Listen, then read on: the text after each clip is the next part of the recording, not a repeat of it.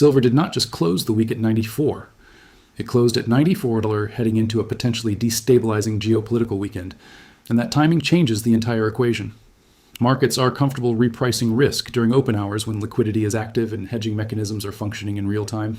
But when markets close and geopolitical tension escalates while futures are offline, risk does not disappear. It accumulates.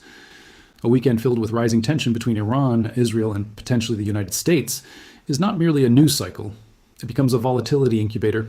When geopolitical risk intensifies, three interconnected forces immediately enter the market equation: oil prices, inflation expectations, and liquidity stress. Silver sits at the crossroads of all three.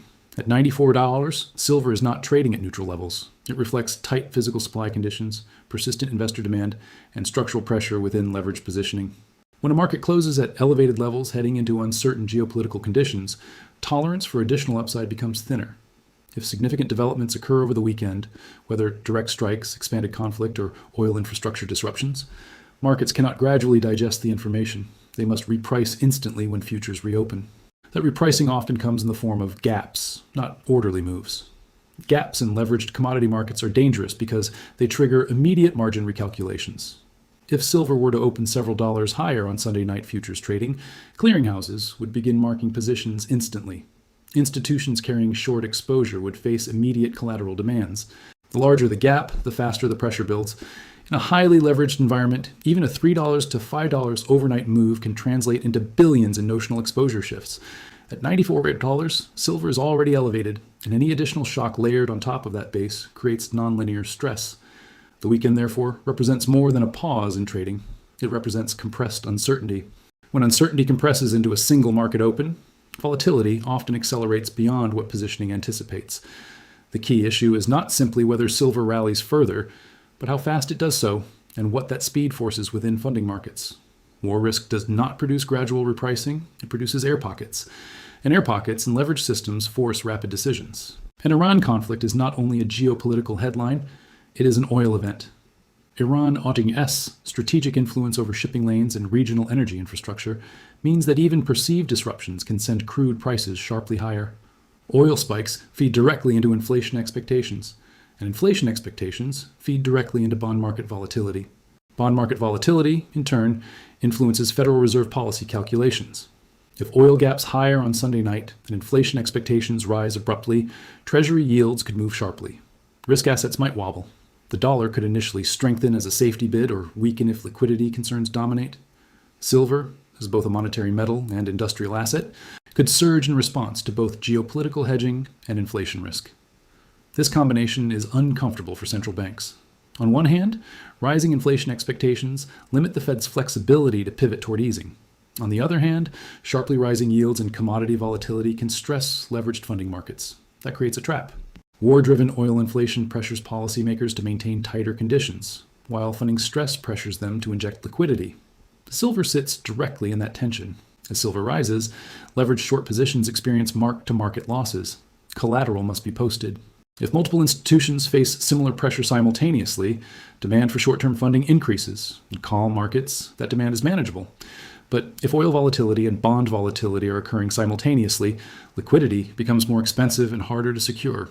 That is when emergency facilities quietly begin to expand. The Federal Reserve does not respond directly to commodity prices. It responds to funding stress. If silver and oil spike together, the volatility correlation between commodities and funding markets tightens.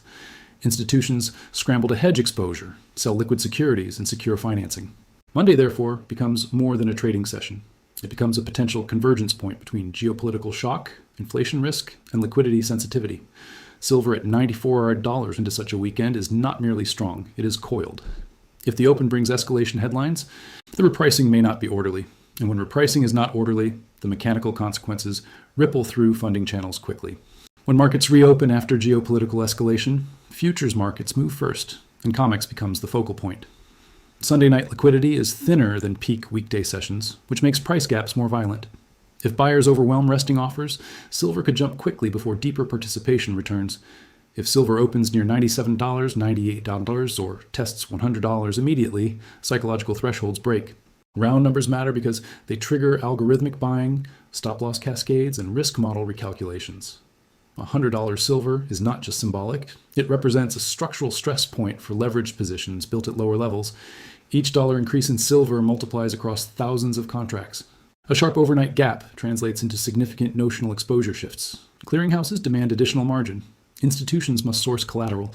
They may sell treasuries, unwind correlated trades, or access repo markets. If funding markets are already cautious due to oil volatility, that sourcing becomes more difficult.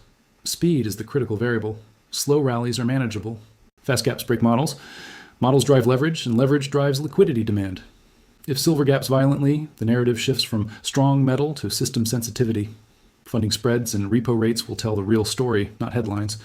If funding conditions remain calm, silver could establish a higher structural base. But if liquidity tightens visibly, volatility accelerates further. Either way, the move would confirm that silver is no longer trading in isolation from macro stress. Monday is not about predicting missiles. It is about understanding positioning into uncertainty. Silver at $94 heading into a war weekend represents compressed risk. Positioning is elevated, volatility expectations are rising, and liquidity tolerance is thinner than it appears. If nothing escalates, markets may open with relief and modest retracement. But if headlines intensify, the repricing will not be orderly. Modern financial systems are stable when volatility unfolds gradually. They become fragile when volatility compresses into narrow windows. War compresses volatility. Oil compresses inflation risk. Metals compress safe haven demand. All of it converges at the open. The key is leverage. Silver does not need to stay elevated for weeks to create stress. It only needs to move fast enough to force margin recalculations. If funding stress appears, liquidity facilities expand. Liquidity expansion supports metals over time. That feedback loop reinforces structural repricing. Silver closing at $94 into this weekend is not random. It reflects tightening supply, elevated positioning, and macro tension. If Monday confirms that tension through aggressive gaps or funding strain, the market will no longer view silver as just another commodity rally. It will view it as a pressure point within a leveraged system. And pressure points, once exposed, rarely fade quietly. They reset expectations. They alter allocation flows. They reshape volatility regimes. That is why this weekend matters. That is why $94 is not just a number. And that is why Monday could be explosive.